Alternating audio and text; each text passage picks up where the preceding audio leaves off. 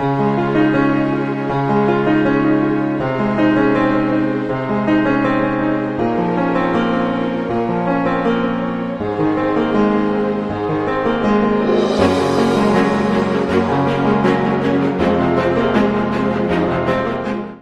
c'est parti avec ce nouveau numéro de votre émission. On en parle de, c'est une forme de question, hein. On en parle de quoi? Ici, on en parle de tout. On parle des sujets politiques, on parle des sujets culturels, même ce qui s'est passé hier hein, avec le Marocain, on en parle. Alors aujourd'hui, nous allons parler de quoi? Aujourd'hui, nous allons toucher la religion. Plus précisément, nous allons parler de la polygamie. Voilà. Qu'est-ce que la polygamie? Est-ce que la polygamie est biblique? D'autres gens se disent que parce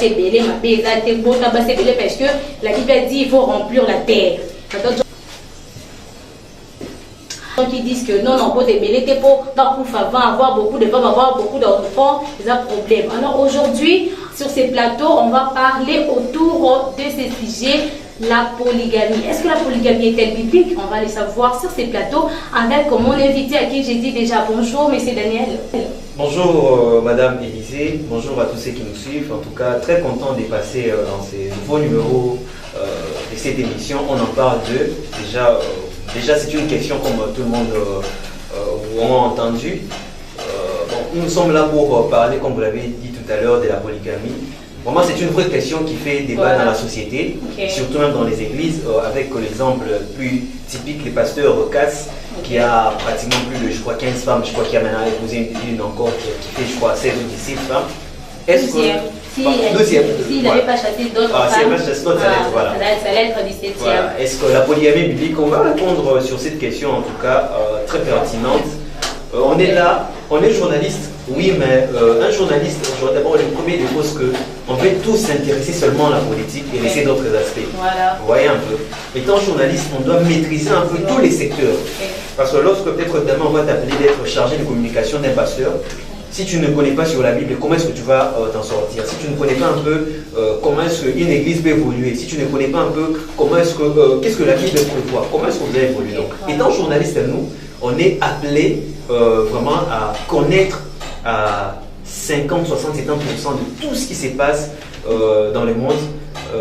Bien qu'on a des domaines de prédilection, mais on est appelé à connaître un peu sur tout. Voilà pourquoi moi, étant personnellement journaliste, je m'informe de tout, je m'adapte à tout. J'ai vraiment une connaissance élargie, en tout cas dans presque tous les domaines. Et aujourd'hui, c'est pas étonnant que je puisse parler de la vie. Vraiment, si vous voulez faire aussi comme M. Daniel, il n'est pas pasteur, mais nous allons parler avec lui autour d'un sujet qui est biblique. On va parler de la polygamie, bien sûr. Si vous voulez passer sur ces plateaux comme M. Daniel, prochainement aussi pour continuer peut-être ou venir contredire ce que M. Daniel va parler maintenant là, le numéro est juste affiché sur le banc de vos écrans. Appelez pour prendre, pour demander une invitation pour passer sur ces plateaux. On signale également que le même numéro qui est affiché. Envoyez-nous vos messages, surtout fidèles téléspectateurs. Il ne faut pas appeler, nous appelez pas, ne nous appelez pas. Il faut laisser les messages sur ces sujets. Sans plus tarder, monsieur Daniel, est-ce que la polygamie est-elle biblique?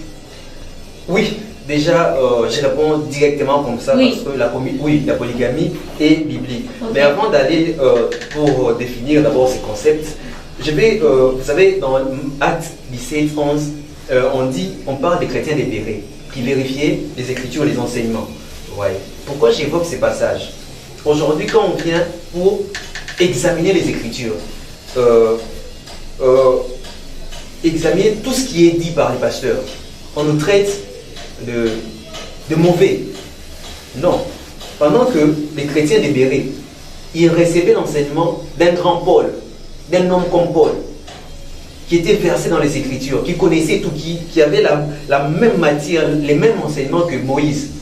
Mais les chrétiens débérés se permettaient de vérifier ce que Paul disait, si c'était vrai ou faux. Et pourquoi nous, aujourd'hui, quand on essaie de vérifier ce que les autres disent, on veut nous traiter comme si des athées, des personnes qui ne prient pas, des personnes qui sont contre la Bible? Non. Vous avez vérifié ce que votre affirmation. Voilà, donc on a vérifié, on a essayé vraiment de lire, de voir partout dans la Bible, on comprend que la polygamie est biblique. Je vais donner déjà les premiers passages pour expliquer un peu à nos amis. Téléspectateurs, il faut noter, hein, on a dit ici que la polygamie est biblique, donc il faut prendre vos Bibles à la maison, lire ensemble avec nous. Moi, je note également. Genèse 4, 19. Donc, vous qui nous suivez, Genèse 4, 19, c'est clair ce que la Bible est en train de dire. Les mecs prirent 2 femmes. Les noms de l'une étaient Ada. Le nom de l'autre était Tila. On dit les mecs après déjà 2 femmes. Okay. La polygamie, c'est quoi? C'est le fait de se marier à plusieurs femmes. Vous voyez? Là, on vient de dire aussi que Genèse 4, 19 a dit, ou juste vous êtes en train d'interpréter, c'est que... Mais quand on dit que les mecs, j'enlève un peu le nom de les mecs, j'ai même mon nom. Daniel a pris 2 femmes. Cela veut dire quoi? Ok. Mais c'est déjà la polygamie. Il a pris des femmes, pourquoi? Si la polygamie n'était pas permise, il devait rester avec une seule femme.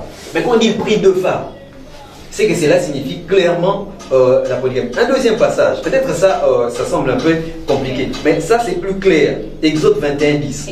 Exode 21, 10. Oui, okay. Ça c'est plus clair. On dit ceci. S'il prend une autre femme, là on parle d'un homme, s'il prend une autre femme, il ne retranche rien pour la première, à la nourriture, aux vêtements et au droit conjugal. On dit, s'il prend une autre femme, c'est les Français, une autre, c'est-à-dire que mais ce qui a juste il ne va rien retrancher à la nourriture, aux vêtements et au droit conjugal. Vous comprenez un peu? Donc la polygamie biblique, c'est la Bible qui l'a dit. Lorsque on écrivait ces livres d'Exode, moi je n'étais pas né. Il faut savoir, M. Daniel, que d'autres, dans la Bible, il y a beaucoup de versets qui sont, comme on dit déjà, qui sont de prophéties, donc ce n'est pas réel. Est-ce que ici, il n'y a même pas question d'interpréter. C'était vraiment du noir et blanc qu'il avait 2 femmes. Mais oui, quand on a cité les noms de ces femmes, ça montre qu'il a 2 femmes. Parce que dans la Bible, on dit d'autres, il faut interpréter, ça demande pas de l'interprétation. La Bible s'interprète de plusieurs manières. Sur le plan doctrinal. Sur le plan doctrinal, c'est quoi? Lorsqu'on dit les pains, c'est les pains. Sur le plan révélationnel, c'est bien comme ça. Quand on écrit les pains, quelqu'un peut dire c'est la parole de Dieu. Là, c'est la révélation. Sur le plan prophétique, la Bible s'interprète de plusieurs manières. Vous comprenez un peu? Sur le plan doctrinal, lorsqu'on dit les mecs pris 2 femmes, il n'y a pas question de philosopher là-dessus. Il a 2 femmes, il a pris 2 femmes, c'est là pour et c'est la polygamie. Exode dit, si un homme prend une autre femme, c'est-à-dire qu'il avait sa première femme, il a dit une autre. C'est les Français qu'on dit, une autre femme, ni une autre femme. Il ne retranche rien. Le problème est celui-ci. Vous savez, lorsque on parle de la polygamie, il faudrait qu'on comprenne ceci. Ce n'est pas le fait d'aller embosser une fille qui est une polygamie. Peut-être tu es marié, tu pars embosser ta secrétaire. Ça, c'est pas la polygamie. Non. Ça, c'est tes actes, tes bavures. Okay. La polygamie, c'est quoi? Tu as épousé ta première femme. Tu veux maintenant épouser une deuxième femme. Tu dis à ta première femme, par rapport à telle chose, je sens que je dois épouser une deuxième femme. Et si la femme est d'accord, tu épouses une deuxième femme, une deuxième phase. Et si la femme n'est pas d'accord. Attendez, je veux revenir. Et tu épouses une deuxième femme, c'est alors ce que Exode dit, tu ne retranches rien de la nourriture, des vêtements et des droits conjugaux. Non, si à la première femme tu donnais 1000 francs, à la deuxième femme aussi tu dois commencer à donner 1000 francs. Si à la première femme tu as acheté les vêtements, à la deuxième femme aussi tu vas acheter aussi les vêtements. Ce n'est pas parce au bali une deuxième femme que tu vas négliger la première. Non, c'est ce que Exode est en train d'expliquer. Tu ne retranches rien de la nourriture, du vêtement et des droits conjugaux. Alors toute femme accepte que si une femme accepte que l'homme prenne une deuxième femme. Alors ici la femme n'accepte pas. Mais là, la femme n'a pas accepté, l'homme ne peut pas aller prendre une deuxième femme. Donc la polygamie vient d'abord avec l'accord de la femme. Effectivement, les gens ont mal conçu l'idée de la polygamie. La polygamie n'est pas une idée où j'ai ma femme à la maison, mais j'ai pas embauché notre fille. Maman est née embauchée pour faire la carnaille. Non, là, ce sera un désordre. Là, il y aura la guerre. C'est dans les pièges que Abraham était tombé. Abraham avait sa femme Sarah. Il est allé prendre une autre. C'est d'ailleurs Sarah qui a dit prendre Agar. Mais après, ça crée des jalousies. On a chassé même Agar. Je ne sais pas si vous connaissez l'histoire. Ça, c'était connu que parce que Sarah ne concevait pas, non? Oui, mais c'est ça. Alors, pour les femmes qui mettent des gens, moi, je suis mariée avec une femme, tu dois seulement sortir une deuxième femme. Est-ce qu'on prend une femme pour le robot seulement? Si l'homme, sans qu'il y ait moi sur c'est vrai que tu peux dire, on prend les cas précis de Sarah. Non, je disais ceci. Okay. Pour la polygamie, il faut que les deux personnes soient en accord. C'est-à-dire l'homme et la femme. Bah, l'homme qui a souvent plus le souhait, il dit, bon, moi je vais prendre une deuxième femme. Si la femme est d'accord, l'homme ne doit rien retrancher de la nourriture des vêtements. C'est ce qu'Exode explique. Vous comprenez un peu? Si la femme n'est pas d'accord, là on laisse. Si l'homme pousse ses raisons pour dire que, au bout de peut-être que Jabana, il y a ceci, il y a cela, mais moi je vais peut-être une autre femme pour ça. Ça. Là, ce n'est pas un problème. C'est Daniel. Sur ce, est-ce que vous pouvez nous citer même 3 raisons qui poussent les hommes à être polygames?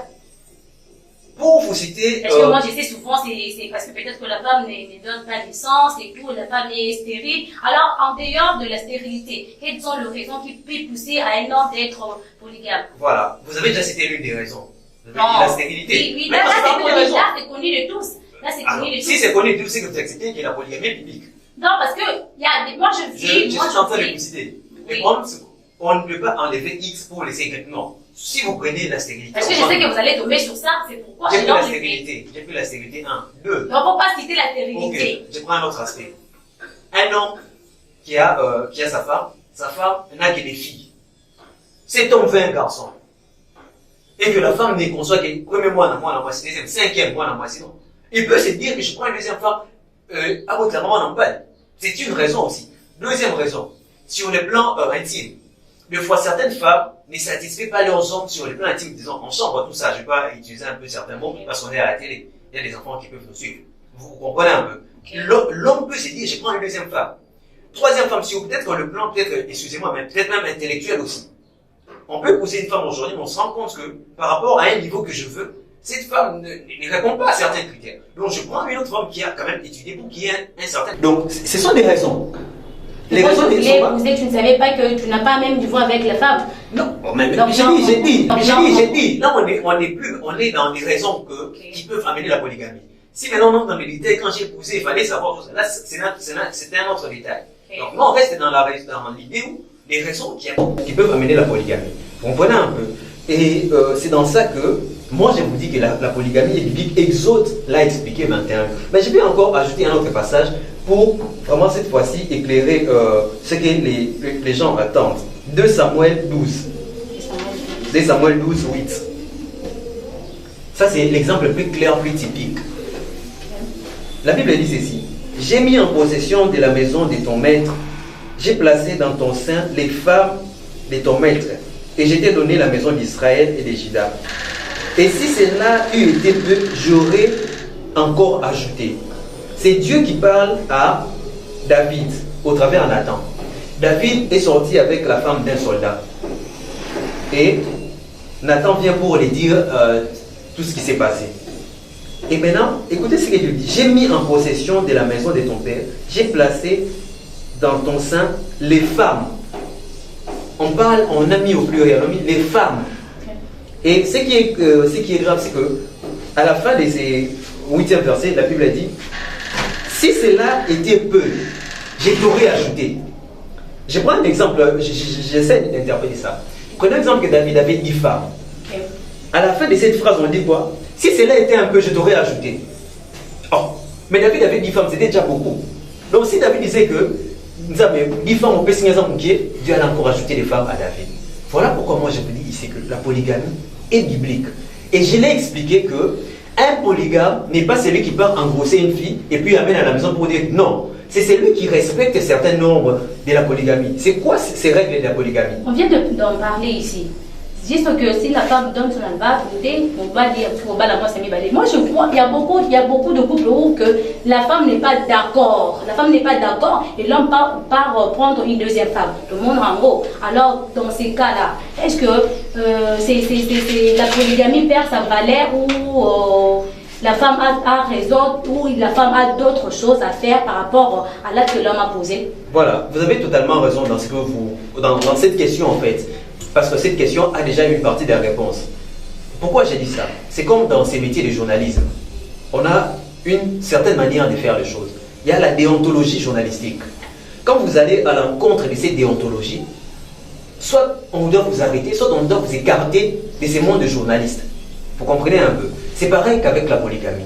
La polygamie, aujourd'hui, les gens ont conçu cela comme une chose où l'homme s'impose. Non. La polygamie, c'est un accord entre la première femme et l'homme pour que d'autres puissent venir. Pourquoi dans la maison de Salomon, il n'y avait pas de querelles? Salomon avait 700 femmes. Pourquoi dans la maison de David, il n'y avait pas de querelles? Nous avons entendu un jour dans la maison de David, Bitoumebimi, moi si Koto, Abundina, moi si Moussous Koto. Non, c'est pourquoi. Pourquoi il n'y avait pas ces choses? Sûrement David, avant de prendre une autre femme, discutait d'abord avec Milka, je crois c'était la femme de David, pour répondre à votre question sur quoi? Si la femme n'est pas d'accord, mais pourquoi l'homme tu dois imposer? Alors David, pour prendre la femme de Syrie, vous savez, vous pouvez lire, il avait pris l'accord des autres femmes. Non, il n'avait pas pris l'accord. Voilà pourquoi on a envoyé Nathan. Dieu a envoyé Nathan pour lui dire que l'acte que tu as posé n'est pas un bon exemple. Il a dit, si tu avais besoin d'une autre, tu devais me dire, j'allais te donner. C'est alors Dieu qui réprimande David au travers de Nathan. Alors aux femmes prennent une deuxième femme. Ils doivent recourir où pour leur cause? Je n'encourage pas certaines choses. Mais là, on est en train de faire une réflexion logique. Qui doit recourir soit au divorce. Là, on est dans des réflexions logiques. Okay. Une femme qui n'est pas d'accord avec la polygamie de son homme, si l'homme insiste, la femme peut recourir au divorce et laisser la place à l'autre femme que l'homme veut prendre. Parce que si la femme n'est pas d'accord et que l'homme est d'accord, si l'homme amène la deuxième femme là, ça va créer des problèmes dans ces foyers, dans cette famille-là. Vous comprenez un peu? Okay. La polygamie n'est pas pour dissocier les gens, pour dissocier les familles. Non. La polygamie, c'est même un moyen de rassembler tout le monde. Donc, c'est ce que nous devons retenir sur la polygamie. La polygamie a certains critères à respecter. Okay. Ce n'est pas que eux ont bossé au côté de polygamie. Non. Donc, c'est un peu ça. D'accord, messieurs, des gens qui nous écrivent depuis la maison. On va lire quelques messages avant de continuer cette émission sur la polygamie. Vous constatez que c'est chaud ici. Donc, il faut nous écrire, on va lire en direct vos propositions. Là, je prends le message de Agadis Kakeya qui dit: Dieu avait formé une femme dans le pouce d'Adam. La Bible ne dit pas deux femmes. C'est pour cela nous ne croyons pas à la polygamie. Bon, si je peux interpréter ce que M. frère Kakeya a dit, Dieu avait créé un seul Adam pour une seule Ève. Dieu n'avait pas créé des Èves pour un seul Adam. Donc, c'est pourquoi il ne croit pas à la polygamie. Nous poursuivons, il a même donné un verset biblique, Proverbe 18, verset 22, qui dit: celui qui trouve une femme trouve le bonheur, c'est une grâce qu'il obtient de l'Éternel. Nous continuons avec le message. Bon, il y a aussi, permettez, nous continuons avec le message de gens qui réagissent à la maison. Là, il y a frère, le berger ici au Singi qui a dit: c'est la ruse du diable pour dire aux gens que les hommes sont paix et les femmes nombreuses pour que les hommes se marient à 2 ou 3 femmes pour qu'il n'y ait plus de femmes célibataires. C'est satanique, la polygamie est mauvaise. Il a donné 1 Corinthiens 3, Genèse 18, 25. Voilà. On prend d'abord la première question. On prend d'abord le frère Kaké qui a dit: Dieu a créé une seule Ève pour un seul Adam. C'est vraiment pertinent. C'est vraiment pertinent cette proposition. Non, c'est vraiment pertinent.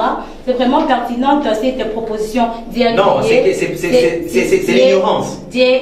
Dieu a créé une seule Adam. C'est l'ignorance. Une seule Ève pour un seul Adam. C'est l'ignorance des. On recourt. Oui, nous sommes en train de recourir au jardin d'Éden. Je suis en train d'expliquer ce qui s'est passé au jardin d'Éden. Okay. C'est l'ignorance de plusieurs personnes qui disent ça. Vous savez, la Bible, il y a les français qui est écrit à l'intérieur. Il y a des figures des styles qui sont employées à l'intérieur. Il y a beaucoup de choses qui sont employées lorsqu'on a rédigé cette Bible. À la version française, en fait, si vous pouvez m'expliquer de cette manière. Je vais lire Genèse 2 et je vais expliquer cela. Genèse 2, 24. Là où on dit: c'est pourquoi l'homme quittera son père et sa mère, s'attachera à sa femme et ils deviendront une seule chair. C'est lorsque, si vous lisez Genèse 2 au début, vous verrez que lorsque Adam a vu Ève, Dieu a formé, et Adam a dit: voici cette fois-ci l'os et les os, tout ça. Et après, on dit: l'homme quittera son père et s'attachera à sa mère.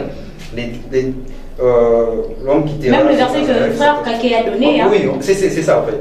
Non, dans le proverbe, il a parlé: celui qui trouve une femme trouve le bonheur. Je vais expliquer ça. Non, donc voilà, c'est le berger ici qui a donné Genèse 2. Oui, je suis en train de prendre les deux, comme ça je vais vous donner une seule bonne réponse. Voilà. Ça, c'est c'est pourquoi l'homme quitte son père, sa mère, s'attache à sa femme. On parle de sa femme. Hein, donc il faudrait bien noter, on parle de sa femme. Sa femme, on ne parle pas de femme ici, hein. Une belle précision. D'abord, c'est que la Bible dit dans Genèse, cela signifie quoi? Okay. L'homme quittera son père et sa mère, s'attachera à sa femme. Cela veut dire quoi? Ce n'est pas le fait de quitter la maison. Non. C'est une erreur. Là, c'est le fait de quitter où? Là, on attend une Prenons un exemple. Moi, je suis peut-être chez nous à la maison. Okay. Je suis avec mes parents. Je vais me marier. Je quitte la maison. Je dis, et puis je vais me marier. C'est alors qu'on dit l'homme quittera son père et sa mère, s'attachera à sa femme. C'est faux. Parce qu'aujourd'hui, on a des gens qui sont assez riches, qui construisent des maisons familiales où, lorsque tu te maries, tu peux venir avec ta femme là pour faire une abinaï. Est-ce qu'ils ont quitté la maison de leurs parents? Non.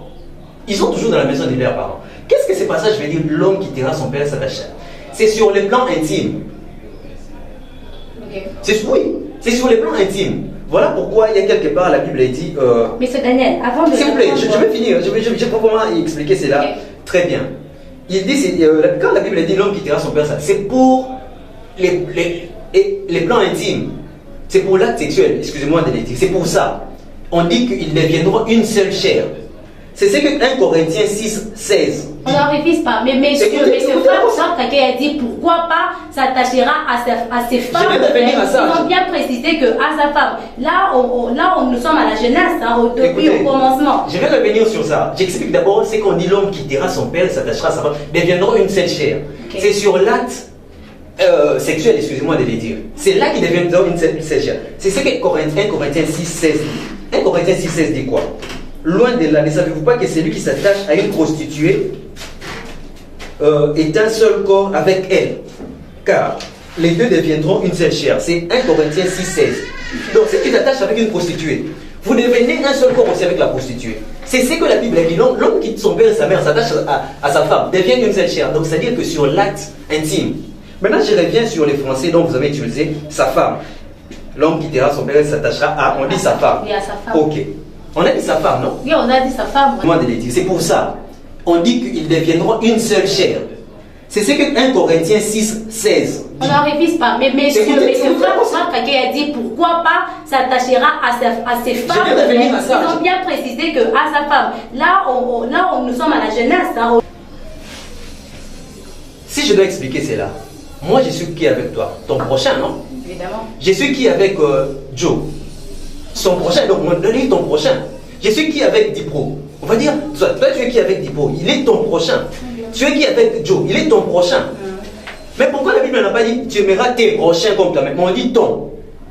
Okay. C'est la même chose qu'on utilise ici. Lorsqu'on dit l'homme s'attachera à sa femme, cela veut dire quoi? Joe a sa femme, appelée peut-être Elisabeth. Okay. Épouse une deuxième femme. On dira sa femme toujours, on ne dira pas ses femmes, on dira la deuxième femme, elle s'appelle peut-être Béni. On dira Béni est la femme de Joe. Okay. Joe épouse une troisième femme, au nom peut-être de Christelle. On dira Christelle est la femme de Joe, on dira toujours sa femme, on ne dira pas ses femmes. Vous comprenez? C'est là même que la Bible dit tu aimeras ton prochain. Ton prochain c'est qui? C'est tout le monde. Okay. C'est ça aussi, la femme c'est tout le monde. Donc c'est-à-dire que tes femmes là-bas, voilà pourquoi on dit sa femme, sa femme.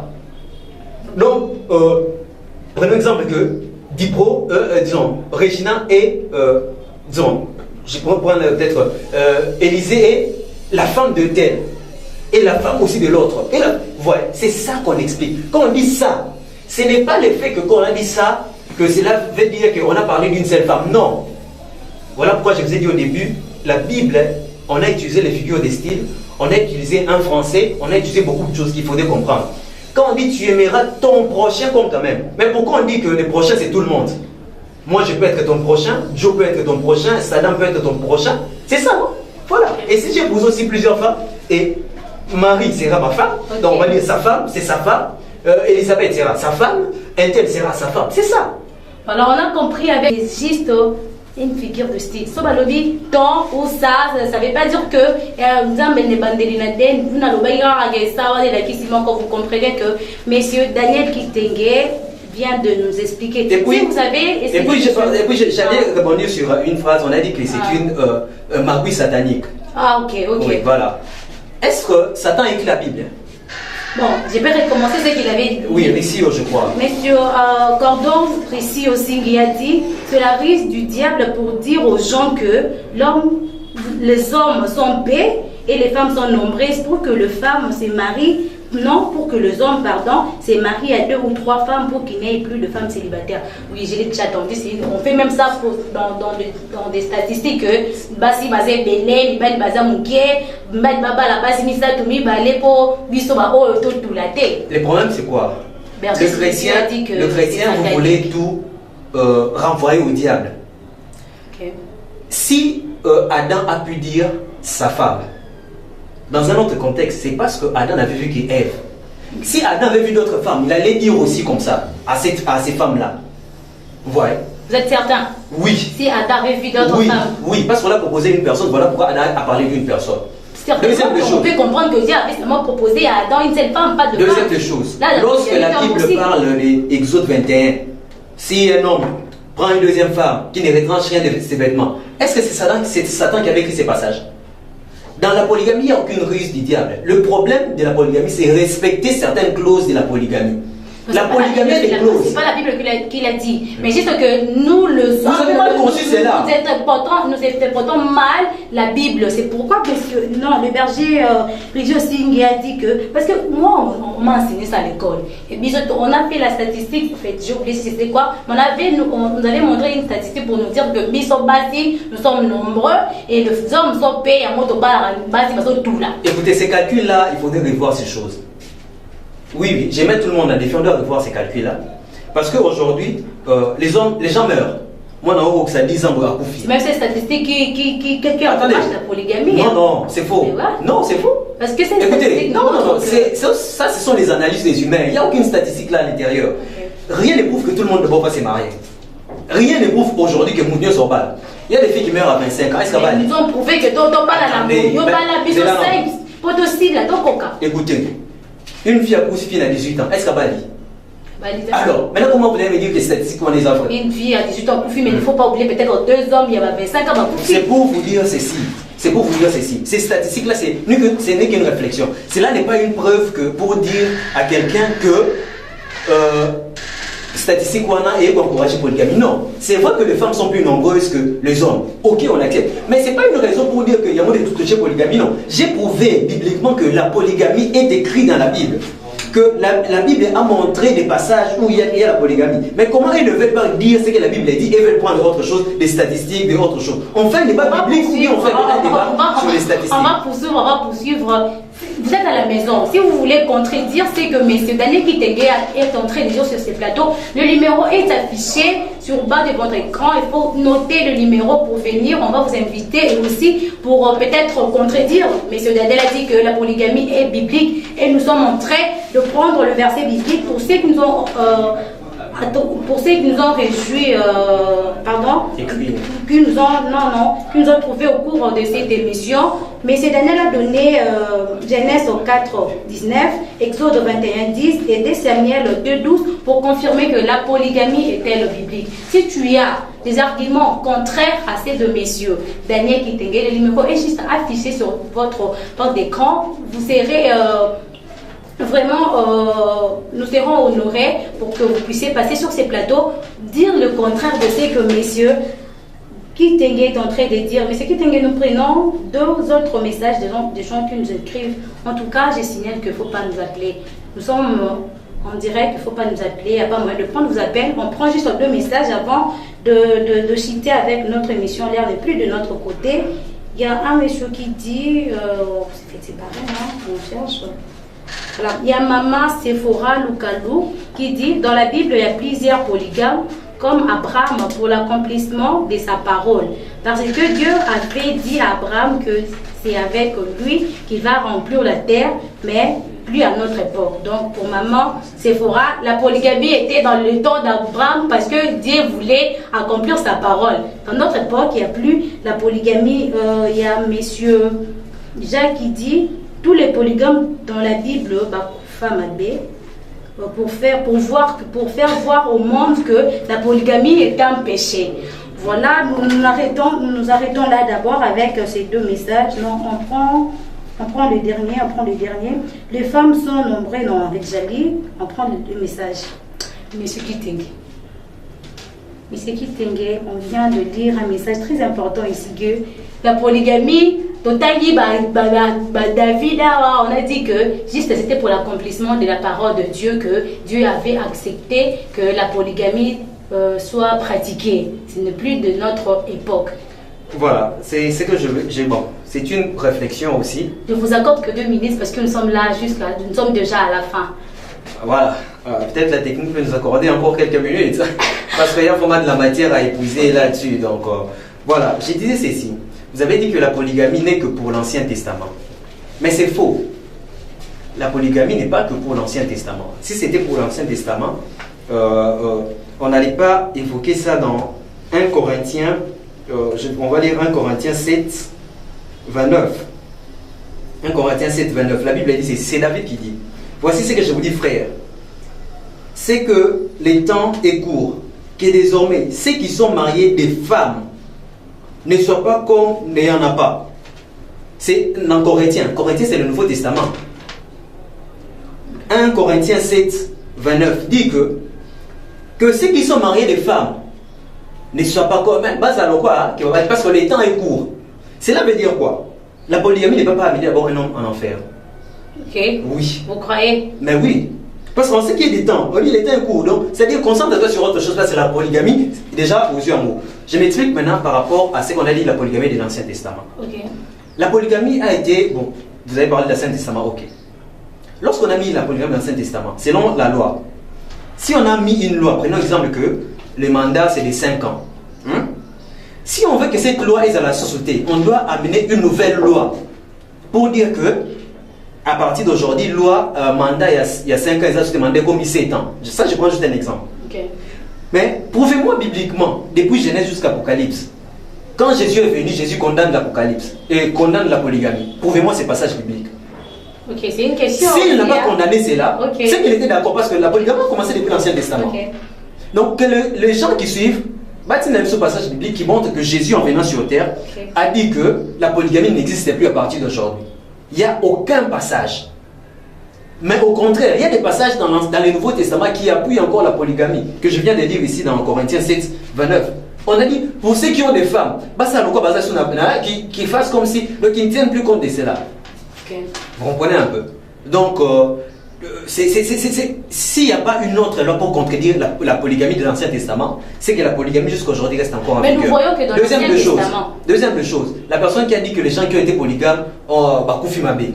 Mais comment? Mais vous prenez ces passages. Pour ceux qui ont des femmes, qui fassent comme si, qui ne tiennent plus compte de cela. Okay. Vous comprenez un peu? Donc, s'il n'y a pas une autre loi pour contredire la polygamie de l'Ancien Testament, c'est que la polygamie jusqu'à aujourd'hui reste encore en vigueur. Mais nous voyons que dans l'Ancien Testament... Deuxième chose, la personne qui a dit que les gens qui ont été polygames ont Koufi Mabé. Mais comment? Mais vous prenez ces passages. Il a même donné l'exemple de David. David a pouvoir avec la Bible. Mais c'est faux. On dit David a Koufi une fin heureuse, rassasié de ses années. Mais qui lit la Bible? David rassasié de ses années après Koufi. David n'est pas mort comme d'autres personnes, non. David, on dit rassasié de ses années après Koufi. On a les diplômes qui est ici, qui est pasteur, connaissent ces passages. C'est parce que j'ai oublié ces passages. Mais lui, qu'est-ce qu'il va dire? Abraham, à Koufi heureux, de sa vieillesse. Lui, quelle personne a un polygame à Koufi Mabé? Parce que ici, Baba se devait de nous dire que personne polygame à Koufi Mabé. Donc sa Bible est trompée. Quelle est cette personne-là? Polygame, Abraham, Abraham est mort quelle maladie? Disons la vérité. Disons la vérité. Mais nous sommes dans le temps de la grâce. Le but que Marambouana, polygame, Moana, Isaac, Marambou, Ancien Testament. Donc nous sommes dans le temps de la grâce, messieurs. Kitenge. Si la polygamie était de l'Ancien Testament, j'ai dit ceci, des données. Pour qu'il y ait remplacer Loana, il faut loi Moussous Yassika Eya. Vous comprenez? La polygamie était de l'Ancien Testament, ok. Maintenant, quelle est la loi du Nouveau Testament Oea qui a remplacé la polygamie? Il n'y a aucune loi qui est venue. Jésus est venu, n'a même plus parlé de la polygamie. Donc c'est que Jésus aussi était d'accord avec ça. Maintenant, vous, lorsque vous voulez nous dire On finit. Lorsque vous voulez nous dire que la polygamie c'est l'Ancien Testament, c'est la première des choses. Deuxième des choses, s'il vous plaît. Merci, M. Daniel. Nous sommes déjà à la fin. Ce qu'on avait demandé à la région nous signale déjà que seulement, j'ai dit une chose. Si la polygamie de l'Ancien Testament, pourquoi aujourd'hui on prie les dieux d'Abraham, les dieux d'Isaac, les dieux de Jacob? Eux aussi sont de l'Ancien Testament. Pourquoi on prie alors les dieux d'Abraham, les dieux d'Isaac, les dieux de Jacob? Que ces gens me répondent. Parce que Abraham, Isaac, Jacob sont de l'Ancien Testament. C'est par là que moi j'ai fini. Bon, c'est avec cette question de M. Kitenge que nous mettons fin à cette émission. Quelle est la loi de la nouvelle alliance qui montre que la polygamie est mal? Ne nous appelez pas, fidèles téléspectateurs, ne nous appelez pas. On a dit de nous écrire, ne nous appelez pas, en tout cas ne nous appelez pas beaucoup. On sait que c'est chaud, mais nous sommes à la fin de cette émission. Yo moni que aux âmes en contredire mais ce qui t'aide. Vous constatez qu'il y a la matière, mais le temps n'est plus de notre côté. On doit finir avec cette émission. Mais M. Kitenge nous a laissé une question ici. Même deux. Qui nous montre que il y a une loi que Jésus a amenée qui a contredit la polygamie. Ça, c'est la première chose. Deuxième chose, si la polygamie est de l'Ancien Testament, pourquoi les gens prient les dieux d'Abraham, les dieux d'Isaac, les dieux de Jacob? Parce qu'eux aussi sont de l'Ancien Testament. Voilà. Alors, si tu veux venir sur ces plateaux pour continuer ces débats avec messieurs Daniel, mais aussi avec moi, Élise Ngala, sur ces plateaux, le numéro est affiché là. Il faut passer pour prendre un rendez-vous avec nous. N'hésitez pas. Il ne faut pas nous appeler en pleine émission. Nous disons merci avant de clôturer cette émission au Tipro qui a fait que cette émission puisse passer. Bon, ceux qui t'ont repoé Tipro, Pépé Rachidi, en tout cas, Bambo Tenayo et Sika Ozali, DT Pro Télévision, Papa Mbotenayo et Sika Ozali. Nous saluons aussi le réalisateur Joël. C'est grâce à notre réalisateur Joël. Nous saluons également Madame Sidonie Poutou, qui a fait cette émission bien exaltée. Nous disons aussi un grand merci à notre invité, Daniel Kitenge, nous a mis du chaud sur ces plateaux. Hein. Oui, mais vous avez senti une émission qui finit avec le questionnement comme ça. Donc, ce qu'on a fort, on veut convaincre, puisque c'est que M. Kitenge dit ici, c'est faux. En tout cas, on va prendre le rendez-vous avec toi. On a parlé sur la polygamie et nous sommes à la fin de cette émission. Quant à moi, je vous dis au revoir, c'est tout. J'attends votre message, votre appel pour prendre le rendez-vous. On se dit bye et prochain numéro. Ciao.